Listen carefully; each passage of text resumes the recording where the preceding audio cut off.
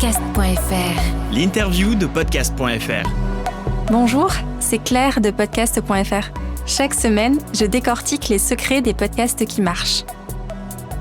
Aujourd'hui, Métamorphose éveille ta conscience. Anne Guéquière, bonjour. Bonjour Claire. Vous êtes la fondatrice de Métamorphose, ce podcast qui est le premier podcast français sur les sujets de bien-être, de santé mentale, de quête de sens et de spiritualité. Les chiffres d'écoute donnent un petit peu le vertige. Vous avez dépassé les 100 millions d'écoutes, je crois, en octobre dernier, depuis la création du podcast qui remonte à 2019. Vous-même, vous avez commencé votre carrière dans le digital, puis vous vous êtes lancé quelques années plus tard dans la création du magazine Féminin Bio en 2007, un magazine dédié au vivant, au naturel, au féminin, avant de créer Métamorphose, donc un peu plus de, je crois, 12 ans plus tard. Et pour compléter cette présentation, vous êtes aussi directrice de collection chez Erol et autrice de nombreux ouvrages. Et pour commencer cette interview, j'avais envie de vous demander de façon assez classique, qu'est-ce qui vous a poussé à créer Métamorphose ? Oui, vous l'avez bien dit, j'avais fondé un magazine précédemment qui s'appelait Féminin Bio et qui était engagé sur des questions d'écosystème, je dirais plutôt extérieurs, sur des modes de vie green, en alliance avec le vivant et la nature, et qui proposait en tout cas de s'adresser aux femmes et de leur permettre en fait de mieux vivre un quotidien plus engagé avec des pratiques respectueuses de nos écosystèmes. Et en travaillant autour de ces questions, c'est sûr que vient rapidement la question de nos écosystèmes intérieurs. Et comment allons-nous aussi à l'intérieur ? Parce que se retrouver à parler de l'extérieur et de l'environnement, c'est extrêmement important et la planète en a vraiment besoin. Mais pourquoi est-ce qu'on en est aussi arrivé à mettre en l'air en fait nos écosystèmes et le vivant dans son ensemble, à être devenus des prédateurs de la planète ? Eh bien souvent, c'est parce que nous ne sentons pas forcément en paix à l'intérieur de nous-mêmes. Et donc ces questions en fait de quête de sens, de connaissance de soi me taraudaient. Et j'avais interviewé un certain nombre de personnes qui travaillaient déjà sur ces sujets-là. Je pense à des gens comme Laurent Gounel ou Christophe André, etc. Je vois à ce moment-là que les podcasts reviennent en fait en force. Et c'était pas une idée qui était nouvelle, ça existait depuis le début des années 2000, notamment aux États-Unis. Et je vois en 2018 que le podcast en fait revient en force. Et toutes ces conversations intimes que j'avais sur ces questions-là, avec des gens que j'aimais beaucoup, qui pour certains étaient devenus des amis, je me dis, je ne peux pas les garder en fait pour moi toute seule. Et je trouvais que le format très intimiste du podcast était vraiment une bonne manière en fait de proposer ces sujets-là et de les offrir aussi gratuitement, parce que c'était ça aussi qui me tenait à cœur. C'était de pouvoir démocratiser ces sujets en disant, moi, si ça me fait du bien, si ça peut faire du bien à des personnes, pourquoi pas en fait les offrir au plus grand nombre. Et donc j'ai vraiment démarré Métamorphose, je dirais un peu comme ça dans un garage. J'ai acheté un Zoom, un micro, là je l'ai à côté de moi, et j'ai commencé à aller interviewer un peu des gens que je connaissais, des sujets qui me passionnaient. Et très rapidement, on a vu que les audiences étaient au rendez-vous, et ça a été un feu de paille, c'est-à-dire que ça a pris très très vite de manière exponentielle. Qu'est-ce qui explique selon vous le fait que ça a pris très vite ? Est-ce que c'est parce que ça a rencontré un vrai besoin de sens, de connaissance ? Est-ce que c'est aussi, je suppose, une stratégie digitale ? Vous avez, je crois, dès les débuts, mis vos interviews sur YouTube, ce qui pour le podcast à l'époque n'était pas forcément, notamment en France, très très répandu. Alors au début, comme je vous disais, il n'y a eu aucune stratégie. C'est-à-dire que moi j'avais encore le magazine Féminin Bio. Et donc, pour moi, c'était un peu un side project, c'est-à-dire que c'était vraiment pour offrir ça, pour m'amuser, parce que ça me passionnait et parce que je voyais là peut-être une nouvelle aventure. Mais je dirais que j'avais pas forcément d'ambition particulière ou de stratégie, si ce n'est que de bien faire les choses, voilà. Donc, qu'est-ce qui a fait que ça a fonctionné ? Je pense que déjà moi-même, je connaissais quand même bien ces sujets puisque je les avais aussi traités au sein de Féminin Bio de plus en plus. Je suis pas experte, je suis pas psy, je suis pas médecin ni thérapeute, mais j'avais une connaissance quand même approfondie de ces thématiques, ce qui me permettait de rentrer en résonance en fait avec la thématique des experts, de bien comprendre leur sujet. Donc je pense que ça a joué aussi. c'est que les personnes ont peut-être senti que j'étais vraiment au service de leur message et de leurs paroles. C'était une époque où il y avait aussi pas mal de gens qui faisaient du podcast, ça pouvait être des coachs ou d'autres personnes, et qui beaucoup faisaient passer leur propre message en même temps qu'ils interviewaient. Et moi, j'ai toujours trouvé que c'était un mélange des genres un peu particulier, c'est-à-dire que soit on est au service du message de l'autre et on est là pour interviewer, soit on est là pour délivrer son propre message, et dans ce cas-là, on fait des talk-shows où on parle tout seul. Voilà, donc moi j'avais vraiment à cœur de recueillir, c'est vraiment l'art de la maïeutique, de recueillir la parole de l'autre. Et donc j'ai le sentiment, en tout cas c'est ce qu'on nous a beaucoup dit, que ça a plu.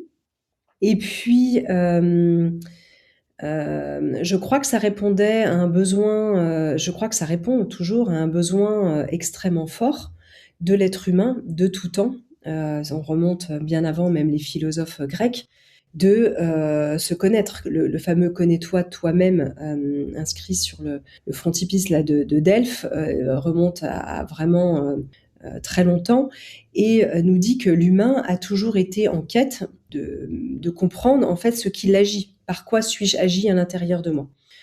Quels sont mes conditionnements, mon terreau familial, ma culture, mon environnement ? Donc ça, c'est un premier point. Et puis la deuxième chose, c'est si je me sens en souffrance à un moment donné dans ma vie, alors je parle pas de pathologie grave parce qu'on traite pas ces sujets-là. Et puis dans ce cas-là, de toute façon, on traite rien du tout. On prétend absolument pas ni guérir ni soigner. On donne simplement des pistes de réflexion. Mais en tout cas, ça répondait à ah bah tiens, si je me sens pas bien, peut-être que je pourrais explorer ça, aller consulter quelqu'un, un professionnel de santé compétent sur le sujet, ou changer mon style de vie parce que je suis arrivée au bout de quelque chose dans ma vie, etc. Donc probablement qu'on a répondu sans le savoir à ce moment-là. J'ai répondu à un besoin qui était là. Ensuite, il y a eu le Covid. Et le Covid, les gens se sont retrouvés confinés. On s'est tous retrouvés confinés chez nous, là, partout dans le monde, et se sont mis à écouter de plus en plus des podcasts, ce qui a propulsé aussi nos audiences à ce moment-là. Enfin, c'était déjà en train de monter très fort, et là, il y a eu un deuxième palier qui a été franchi. Quand, justement, vous voyez que ces audiences montent, comment est-ce que, petit à petit, le podcast va se structurer? Je sais que vous êtes actuellement entouré d'une équipe. Voilà, il y a aussi, toute la question de la rentabilité financière. Est-ce que vous pouvez nous raconter un petit peu comment ça s'est construit en revenant en arrière? Oui, au départ, c'était mon frère qui montait les podcasts, donc on était 2, et puis il les mettait sur les plateformes.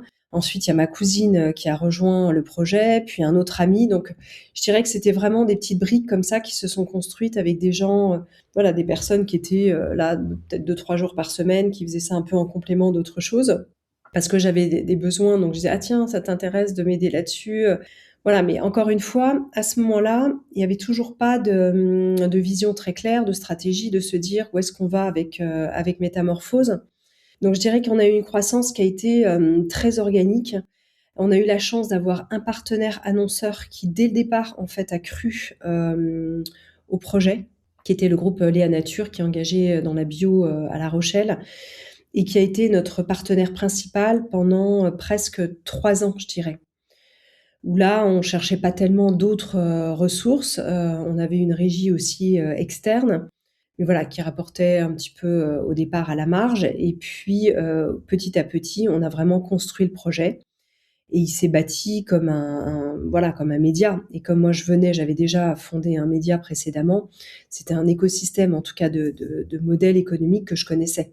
Donc ça a beaucoup aidé aussi au développement enfin, cette connaissance-là a beaucoup aidé au développement de l'écosystème, parce que très rapidement, en fait, on a eu notre propre régie, et on a toujours, qui nous permet de démarcher en direct aussi nos sponsors et annonceurs. Aujourd'hui, vous travaillez avec une petite équipe. Est-ce que vous pouvez nous en parler assez rapidement et nous expliquer, comment se fait, finalement un peu la répartition du travail? Je sais que vous habitez actuellement en Suisse et que quand vous vous rendez à Paris, vous avez un très grand nombre d'interviews cumulées sur parfois une journée ou 2, donc un rythme assez intense. Comment est-ce que vous vous organisez, vous-même pour, produire ces interviews, et comment est-ce que votre équipe, aussi soutient le podcast dans ses différents rôles? Alors on enregistre en Suisse et en France, donc on a plusieurs studios d'enregistrement. On peut enregistrer aussi bien à Genève ou à Lausanne, ou moi depuis là où j'habite en Suisse à distance, parce qu'on fait aussi des interviews avec des gens qui soit peuvent pas se déplacer, soit sont loin aux États-Unis ou ailleurs. La beauté, je dirais la difficulté peut-être de ce métier par rapport à une radio nationale où, par exemple, les animateurs de radio, l'été, ils ont 2 mois de vacances, ils sont remplacés par d'autres émissions. Nous, en tant que podcasteurs, en fait, on est des voix sur lesquelles les gens comptent. Donc, on est à l'antenne, je dirais H24 depuis presque 8 ans. C'est-à-dire qu'on n'a jamais arrêté, en fait, on n'a jamais fait de pause, on n'a jamais fait un mois où on dit là on met que de la rediffusion parce que c'est aussi voilà ce qui nourrit nos audiences, ce qui nous permet de nourrir en fait l'écosystème. Donc c'est un rythme qui est assez intense, assez soutenu et qui mérite quand même d'être relativement bien organisé, que ce soit dans les préparations d'interviews effectivement en amont. Enfin, moi je passe mon temps, moi je dis je regarde très peu la télévision, très peu de séries, parce que j'ai pas le temps, parce que je suis toujours en train de lire et de préparer, des interviews. Voilà, donc évidemment le fait d'avoir une équipe, hein, dans l'équipe on a un pôle commercial comme je vous disais, on a un pôle qui est plutôt production, montage, et puis un pôle qui est plutôt un pôle édito, voilà, qui est sur la partie avec moi de la ligne éditoriale. Et donc voilà comment on est un peu structuré. Moi, ce que j'aime aussi dans ce métier, c'est justement cette possibilité aussi. C'est un métier où c'est génial d'avoir des studios parce qu'on est passé de podcast audio, j'imagine que ça fait peut-être partie de votre question, au podcast vidéo, ce qu'on appelle maintenant le vodcast. Comme vous le soulignez, on a été tout de suite présent sur YouTube parce qu'on considérait que finalement c'était un canal qui était plutôt à l'époque pour l'image, mais si on mettait de la voix, ça fonctionnait bien aussi, qu'il y avait un usage là, donc ça a été très naturel de faire pour nous. Mais on voit bien qu'on est quand même dans des métiers, la beauté de ce métier, ce que je disais, c'est que c'est un métier qui peut être aussi très nomade. C'est-à-dire que, voilà, il y a certaines interviews que j'ai pu faire en randonnée en Suisse, en montagne, avec mes amis Alexandre Dana et Christian Junot. On partait randonner, on rentrait de nos marches, on faisait du podcast dans la chambre d'hôtel. Et finalement, c'était écouté par des milliers de personnes. Et donc, il y a quelque chose qui reste très agile et très flexible, en tout cas, quand même, dans cet univers, qui, en termes d'orga, moi, me plaît beaucoup pour répondre à la question un peu de l'organisation. Effectivement, ça fait partie de mes questions puisque vous êtes passé il y a quelques années, je ne saurais pas dire exactement quand, mais vous allez probablement pouvoir nous le dire, à un format vidéo. Je me demandais ce que ça avait changé pour le média, mais aussi pour vous en termes d'expérience d'interview. Alors ça a tout changé quand même parce que c'est pas du tout la même chose. On a enregistré des émissions pendant 6 ans avec vraiment l'intimité du podcast et de la voix, où les personnes me disaient j'ai presque l'impression d'être comme sur un divan et qu'on est dans une bulle extrêmement intime où en fait on se soucie pas de l'image, de regarder une caméra ou voilà. Donc je trouve qu'il y a une parole intimiste qui était peut-être plus profonde quand on n'avait que de la voix. Ensuite, le marché a fait que YouTube a pris aussi, les influenceurs sont venus sur le podcast et les podcasteurs sont partis aussi sur la vidéo. Et donc, je dirais qu'on a suivi aussi ce que demande le marché. Il nous a obligés en fait à passer à la vidéo, qui est un format avec lequel moi je suis moins à l'aise que le format audio pour ces exigences que je viens pour les questions que je viens d'évoquer. Moins d'intimité, le rapport à l'autre jour, j'ai une invitée qui avait pas vu que c'était filmé, qui est une artiste très connue en France, qui a dit: «Ah mais en fait c'était filmé. Ah c'est dommage parce que je m'étais pas préparée» et cetera. Et c'est vrai que le podcast, comme je disais, on peut faire ça dans une chambre d'hôtel, n'importe où, il y a pas de caméra et voilà, il y a quelque chose d'assez magique. Et en même temps, on est bien obligé de suivre ce qui se passe sur le marché. Donc ça a changé le dimensionnement de l'équipe, ça a changé en termes de montage, ça a changé aussi sur les réseaux sociaux. Parce que évidemment, maintenant qu'on a de la vidéo, on produit des shorts, des reels sur toutes nos plateformes. Donc ça a changé aussi une partie du dimensionnement de l'équipe. C'est des profils qu'on n'avait pas au début, de monter de l'image. Maintenant, on a des gens qui montent aussi de l'image. Et à la fois, c'est très excitant parce qu'on est dans un écosystème qui nous demande en permanence de nous remettre en cause et donc d'évoluer très vite. Et en même temps, c'est pas évident parce on reste encore une petite boîte, on est vraiment encore une start-up petite, même si on a beaucoup d'audience. Voilà, on est encore en mode lean start-up. on est autofinancé, on n'a pas d'actionnaire au capital.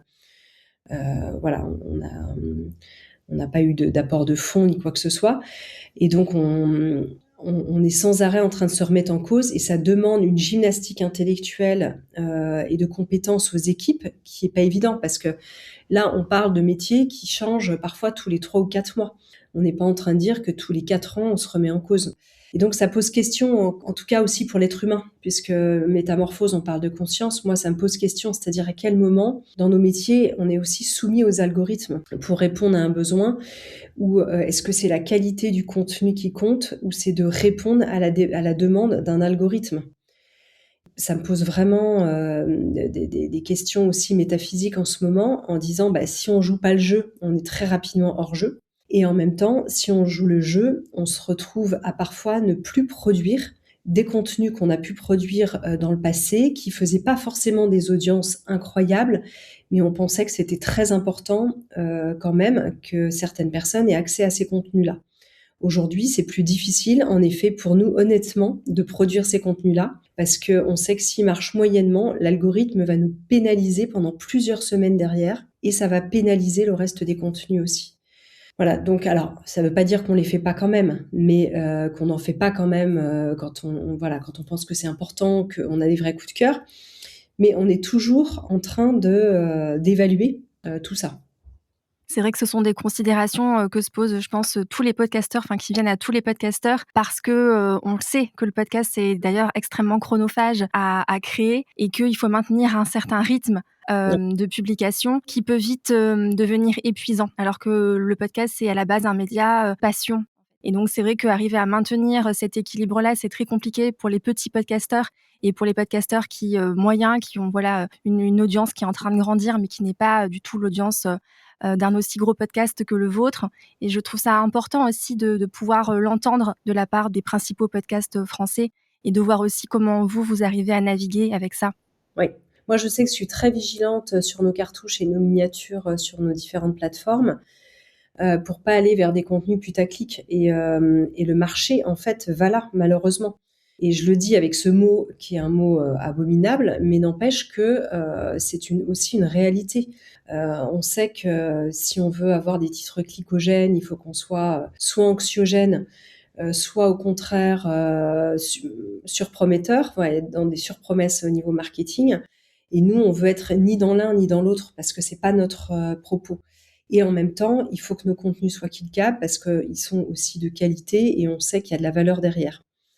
Mais voilà, donc c'est une fine brèche et ligne de crête en fait, parce que être ni dans l'un ni dans l'autre et en même temps être quand même dans une forme de performance, par respect pour nos invités, par respect aussi pour nos auditeurs, nous oblige à vraiment nous creuser la tête.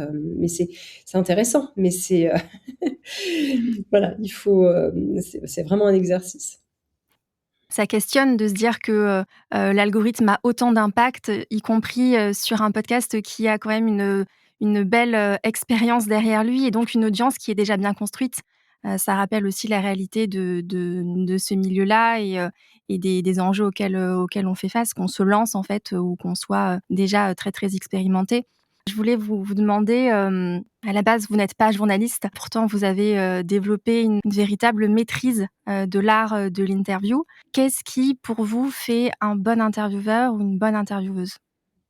Oui, c'est vrai que le podcast sort un peu du journalisme. Ce qu'on voit aux États-Unis, c'est que les grands podcasteurs américains, en tout cas, qui sont dans notre domaine, ne sont pas journalistes non plus. Si on prend Tim Ferriss, Mel Robbins, Jay Shetty et bien d'autres, c'est pas des gens qui venaient du journalisme. Et donc, c'est sûr que le podcast autorise un format un petit peu différent.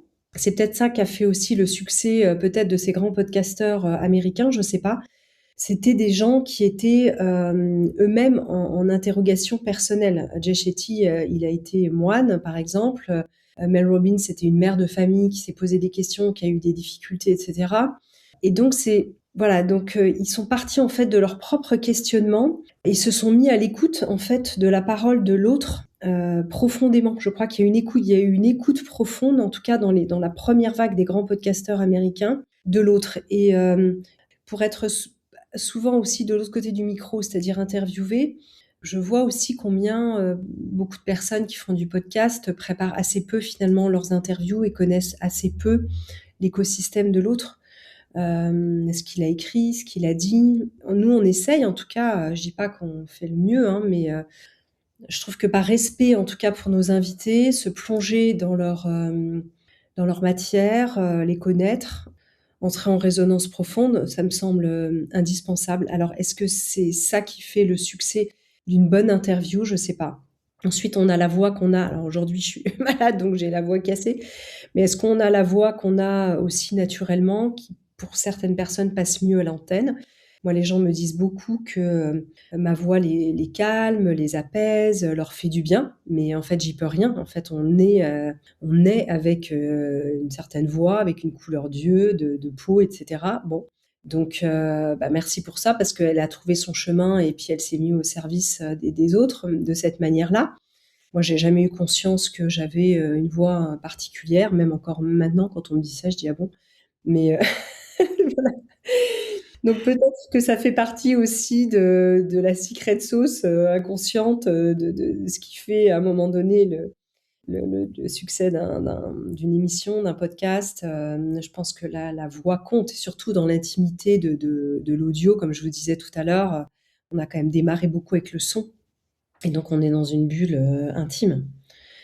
Voilà, donc c'est sûr que la voix aide. Pour vous écouter très régulièrement, c'est impressionnant de voir effectivement à quel point vous semblez maîtriser les sujets, ou en tout cas effectivement avoir lu vraiment les ouvrages de vos invités, et sur un panel de sujets très très diversifiés, avec un rythme aussi intense. C'est du job. Non, non, Ouais. c'est du travail. C'est vrai que ça pose aussi cette question aujourd'hui. Tout le monde lance son podcast. Chacun veut avoir son podcast. Parfois, on se dit, est-ce qu'il y aura encore des gens pour écouter? Tellement tout le monde a besoin de dire, de s'exprimer. Et c'est bien, en même temps, je trouve, de pouvoir voilà, affirmer, dire les choses. Et en même temps, qu'est-ce qu'on a à dire? C'est quand même une question pour les gens qui se lancent sur le podcast. Qu'est-ce que j'ai envie de partager? Pourquoi je le fais? Quel sens ça a aussi pour moi? Et, et je vois aussi beaucoup de podcasteurs qui se disent, en fait, c'est un métier qui est facile, il suffit juste de tendre le micro et la personne part tout seule. Et en fait, je crois pas. Et c'est pour ça qu'il y en a qui ont du succès, il y en a qui abandonnent au bout de 6 mois parce qu'ils voient que le podcast, c'est probablement aussi comme le métier des animateurs radio ou des gens de la télé. Moi, j'ai eu une petite expérience dans cet univers, mais ce sont des gens qui ont des esprits quand même de marathoniens. Ils sont là sur la durée. C'est-à-dire que on n'est pas dans un sprint, on est vraiment dans une course de fond. Où, comme vous le disiez très bien, il y a un rythme, c'est fatigant aussi. Et il faut le tenir en fait dans la durée, pas se décourager et suivre en fait sa ligne. Et je crois que c'est aussi ça qui fait peut-être le succès. Le fait de se dire je suis partie pour un bon moment, quoi, si je veux construire quelque chose. Ouais. Comme vous le disiez aussi, de se rappeler le pourquoi, ce qu'on a à dire, ce qu'on a à raconter, et je pense que quand le pourquoi est aussi suffisamment fort, c'est ça qui nous permet d'avancer et de tenir, en essayant aussi de pas s'épuiser, parce que c'est quand même un vrai enjeu. En termes d'invités, comment vous faites pour trouver encore de nouveaux invités ou de nouveaux angles? Oui, c'est une vraie question, qui est une question qui est la même pour voilà, toutes les radios, hein, d'ailleurs, sur tous les sujets, quand on n'est pas sur de la politique, c'est-à-dire de l'actu chaude. On s'aperçoit que les sujets, alors déjà, les gens parfois oublient, nous-mêmes parfois on oublie, on sait même plus ce qu'on a publié il y a 4 ans. Alors évidemment, il suffit qu'on regarde pour le savoir, mais on ne sait plus forcément exactement sous quel angle. Et puis, je crois que chaque invité a une couleur un peu différente. Donc, même si on a traité une thématique, si on la traite avec un expert qui vient en parler de manière un peu différente, ça apporte aussi un nouvel éclairage. Et c'est quelque chose auquel on tient beaucoup. Moi, je parle d'une biodiversité de la parole. Et je pense que comme dans les écosystèmes de la planète, on a besoin de cette biodiversité. C'est ça qui fait l'harmonie et l'équilibre. Je crois qu'on a besoin en tant qu'humain aussi d'une biodiversité de la parole, parce que tout ce qui est monoculturel emmène en fait à des dérives et aux extrémismes, et font le lit du fascisme, enfin de la radicalité quelle qu'elle soit, d'une manière générale, des extrêmes. Et donc c'est vrai que cette biodiversité de parole permet de voir des angles différents, et que chacun, en fonction de là où il en est dans sa vie, se dise: «Ah bah, tiens, ça me résonne. Ah oui, mais l'autre, il a apporté telle nuance. OK, donc je vais peut-être pas le faire comme ça». Et je pense que cette, parfois même apparente contradiction, apporte, des éclairages différents. Alors, c'est sûr qu'au départ, on défrichait, donc toutes les thématiques étaient nouvelles. Donc, voilà. Maintenant, une fois qu'on a traité, 5 ou 6 fois, un sujet, par exemple en santé mentale, je prends par exemple l'anxiété. On a traité plusieurs fois l'anxiété avec des experts différents. C'est sûr que quand on voit arriver un ouvrage ou un expert qui nous dit: «J'aimerais venir parler de l'anxiété», on est beaucoup plus regardant peut-être sur ce que ça va apporter de différent qu'il y a quelques années où ce sujet n'avait pas été encore abordé.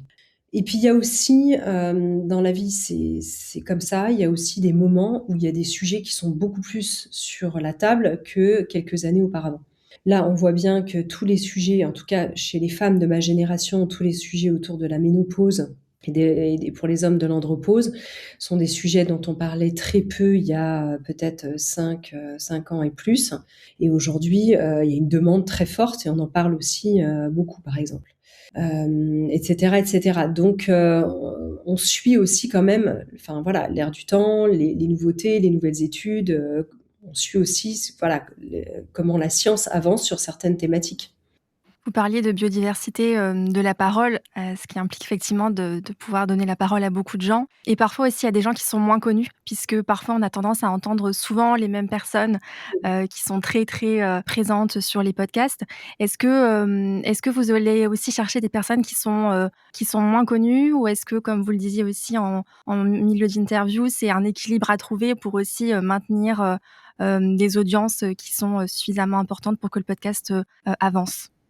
Autrefois, enfin il y a autrefois, je dis ça, il y a au début du podcast, il y a 7 ans, 7-8 ans, quand on interviewait, quelqu'un de connu, je dirais qu'on était un peu parmi les seuls podcasts français dans lequel il venait s'exprimer. Alors on l'entendait par ailleurs à la télévision, à la radio, mais je dirais qu'en tant que média. Aujourd'hui, c'est vrai que quelqu'un qui va sortir un livre, dans notre secteur, il va dire: «Bah, moi je vais faire les 20 podcasts, peut-être qui peuvent compter plus ou moins sur le sujet». Des petits, des gros podcasts et cetera. Donc c'est une vraie question de se dire, est-ce que finalement on veut toujours, jouer un peu ce jeu-là et finalement rentrer dans cette course-là? Ce que des podcasteurs américains ont arrêté de faire, en disant: «Finalement, moi je vais pas me coller à l'actualité, je vais me désynchroniser de cela». C'est ce qu'a fait par exemple Tim Ferriss, donc c'est intéressant aussi comme mouvement parce que c'est sûr que quand on était les seuls, ben voilà, mais quand on n'est plus les seuls et qu'on peut écouter ces gens-là partout, on se demande au bout d'un moment quel est l'intérêt en fait, de ce système. Donc on essaye toujours de rester nous en tout cas des pionniers, et d'aller aussi chercher des personnes qui n'ont pas été entendues, ailleurs. Là par exemple, on a eu, avant les vacances de Noël, on a eu, Mel Robbins, cette, fameuse podcasteuse américaine et le seul podcast francophone dans lequel elle a souhaité s'exprimer, c'était Métamorphose. Donc on était, alors oui, elle est très connue aux États-Unis, elle est pas forcément, encore très connue en France, mais on essaye aussi de se dire: «Ben, tiens, qu'est-ce qu'on peut apporter de rafraîchissant toujours pour nos auditrices et nos auditeurs?» Enfin nous, c'est ce qui nous anime, de dire: «Ah bah tiens, ça a pas été, entendu», voilà, donc là, je prends l'exemple de quelqu'un de connu, mais on a aussi une émission qui s'appelle Vos Métamorphoses, qui est plus une émission de témoignages, qui est animée par, Marion Duchesne, qui est une ancienne journaliste de radio. Et là, on a des profils qui parfois sont aussi moins connus, qui viennent témoigner de leur parcours de métamorphose. Voilà, on n'est pas sur de l'expertise, mais plutôt sur du témoignage personnel. On a des gens connus, mais aussi d'autres personnes moins connues. Donc c'est intéressant de voir. Ensuite, parfois on a des surprises. Parfois on a quelqu'un qui est pas connu et on va avoir une audience incroyable. Et parfois on a quelqu'un de très connu où on est très déçu sur l'audience n'est pas au rendez-vous. Il y a une part aussi, franchement, parfois on se dit, on croit comprendre comment fonctionne notre audience, ce que les gens attendent, et puis aussi l'algorithme. Et puis parfois on se dit, bah non, en fait, ça nous a échappé. Bah tant mieux, parce que ça veut dire que tout n'est pas prédictible. Est-ce qu'il y a une personne que vous aimeriez interviewer? Quelle serait un peu, l'interview de rêve que vous n'avez pas encore faite? Ah bah, il y a Mathieu Chédid, donc je lance à nouveau un appel. C'est une famille que je connais, voilà, que je connais un peu parce que je suis très amie aussi avec des membres de sa famille, notamment l'artiste Nash, Anna Chédid. Mais c'est vrai que je me réjouis de cette rencontre un jour avec cet artiste. Mika aussi, je pense que j'aimerais beaucoup l'interviewer dans la catégorie des artistes. Peut-être si j'avais l'opportunité d'interviewer le pape, ça me plairait aussi, par exemple. Le pape Métamorphose, ce serait bien. Alors, on peut rêver, hein, quand on dit ça. De toute façon, on s'interdit pas grand-chose. Il y a Delphine Orviller, j'étais aussi un peu dans le religieux. J'aimerais beaucoup interviewer cette femme que j'apprécie énormément. Voilà, tant d'autres sur ma liste. Tant d'autres. Merci Anne pour votre temps et pour avoir répondu à toutes mes questions. Donc je rappelle qu'on peut écouter Métamorphose, éveille ta conscience sur toutes les plateformes de podcast et évidemment sur podcast.fr. Merci beaucoup.